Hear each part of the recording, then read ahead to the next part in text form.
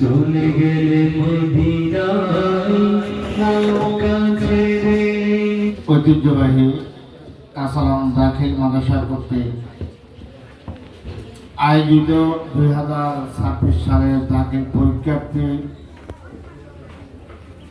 বিদায় ও দোয়া মাহফিলে এবং 2025 সালের সমস্ত ছাত্রছাত্রীদের يا أيها الناس اعبدوا ربكم الذي خلقكم মাস থেকে যে এসএসসি করে দাখিল পরীক্ষার্থীরা বিদায় নিতে যাবে, তবে এই বিদায়টা আসলে সাময়িক।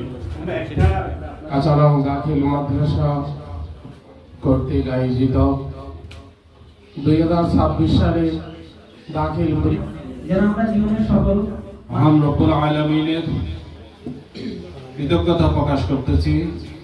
আল্লাহ তোমাদের সকল শিক্ষার্থী এবং শিক্ষককে নিয়ে একটা বাৎসরিক একটা অনুষ্ঠান আয়োজন করার জন্য